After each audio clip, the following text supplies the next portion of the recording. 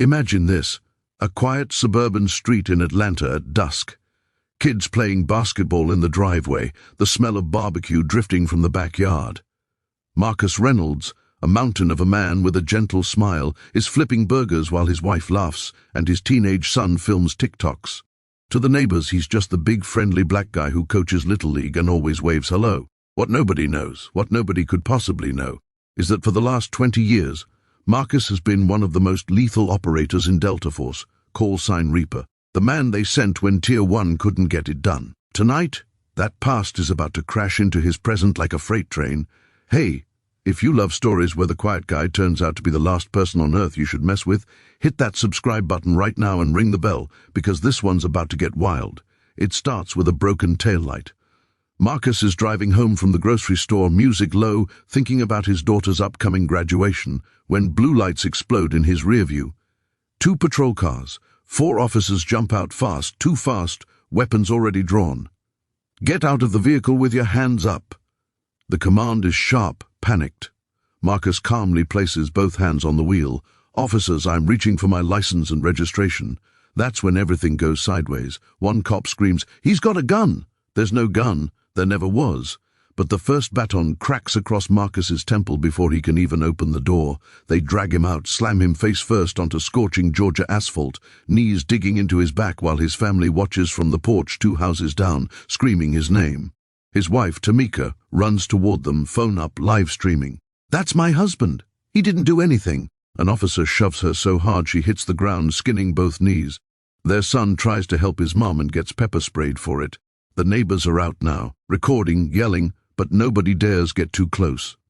10 minutes of pure chaos. Marcus handcuffed, bleeding from the head, still calm, repeating only, "You're making a mistake." The arresting sergeant laughs. "Yeah, big man, we'll see how tough you are downtown."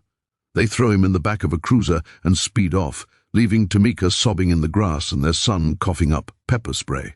What the officers don't know is that every second of this is being uploaded in real time by 3 different neighbors, already racking up hundreds of thousands of views. And one of those viewers happens to be a current Delta operator stationed at Fort Bragg who recognizes Marcus instantly. Within 20 minutes, encrypted phones are blowing up across the special operations community. Reaper is down. Back at the precinct, they shove Marcus into an interrogation room, still cuffed, blood dripping onto the table. The sergeant who hit him first walks in smirking, tossing a file down. Aggravated assault on a peace officer, resisting arrest, the works. "You're done, boy." Marcus finally looks up, eyes cold and flat like a shark's. For the first time he speaks above a whisper, "Sergeant, take the cuffs off." The cop laughs until the door bursts open and 4 men in civilian clothes walk in. No badges shown, just quiet authority that sucks the air out of the room. One of them, a gray-haired colonel everyone in the building suddenly wants to salute, leans in and says 3 words, "Stand down, now." Turns out the Pentagon has been watching the live stream too, and when the most decorated Delta commander of the last 2 decades gets beaten bloody in front of his family for a busted taillight that wasn't even busted, people way above the pay grade of some suburban police department start making calls. The cuffs come off, the sergeant goes pale.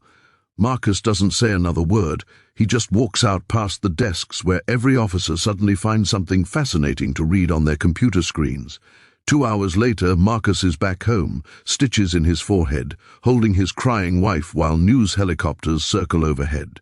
The dash cams, the body cams, the neighbor videos, everything drops online at once. The internet explodes. They beat up a Delta Force legend trends worldwide. The sergeant and the 3 officers involved are suspended by morning.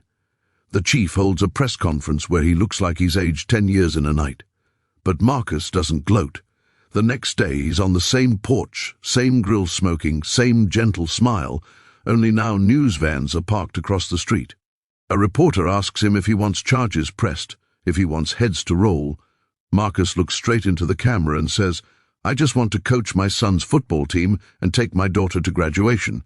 I served this country so my children would never have to be afraid of the people sworn to protect them. Last night they were terrified. Fix that. That's all I ask." The country listens. The Department of Justice launches an investigation. The 4 officers are fired within the week. Policy changes sweep through departments nationwide. And somewhere in the background, quiet as always, Marcus Reynolds goes back to being the dad flipping burgers. Except now, every cop within 50 miles knows exactly who lives at 1427 Maple Crest Drive, and not one of them will ever pull up in that driveway again. So tell me in the comments, where are you watching this video from right now? Drop your city or state down below, because this story is spreading fast and I want to see how far it's reached already. Hit that like button if you felt every second of this one, share it with somebody who needs to hear it, and I'll catch you in the next one. Stay safe out there.